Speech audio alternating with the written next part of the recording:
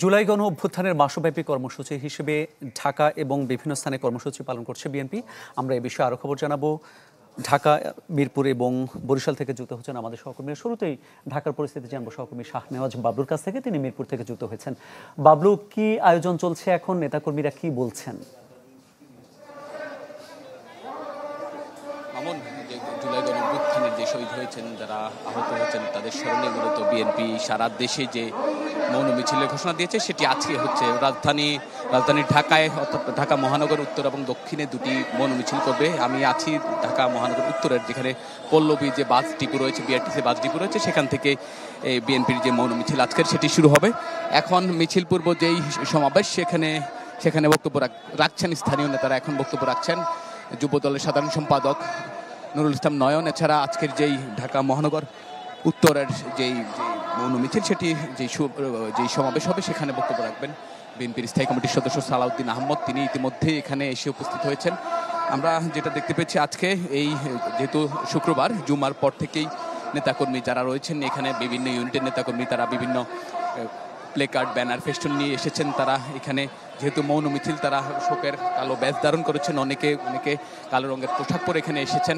এখানে যারা আছেন তারা বারবার বলছেন যে আসলে যে তারা তাদের দীর্ঘদিনের লড়াই সংগ্রাম, যে বিশেষ করে শুধু জুলাই গণ অভ্যুত্থানে নয়, বিগত 17 বছর ধরে আওয়ামী নিষ্পেষণের কারণে যে সাধারণ মানুষ যে নিষ্পেষিত হয়েছে এবং অত্যাচারিত, নিপীড়িত হয়েছে, গুম খুনের শিকার হয়েছে, সেই বিষয়গুলো তারা এই র্যালি এবং যে মৌন মিছিল রয়েছে সেটির মাধ্যমে তারা তুলে ধরতে চান।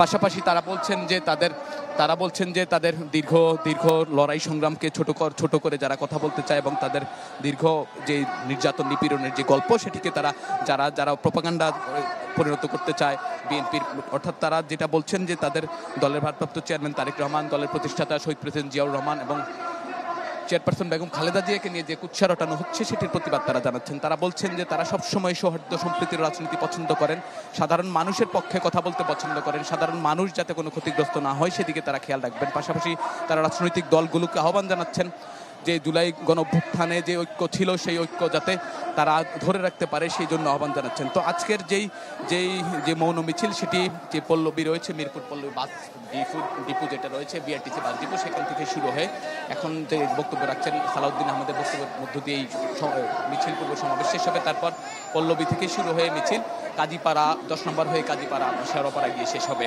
মামুন। জি বাবলু, ধন্যবাদ আপনাকে। আমরা রাজধানীর পল্লবীতে দেখছিলাম, পল্লবীতে সেখানে হচ্ছিল দর্শক জুলাই গণ অভ্যুত্থানের মাসব্যাপী কর্মসূচি হিসেবে ঢাকা এবং ঢাকার বাইরে কর্মসূচি পালন করছে বিএনপি। মৌন মিছিল সহ বিভিন্ন কর্মসূচি রয়েছে তাদের। এ বিষয়ে জানাচ্ছিলেন সহকর্মী শাহনেওয়াজ বাবলু। জীবন বীমা কর্পোরেশন নতুন পলিসি চালু করে আসছে।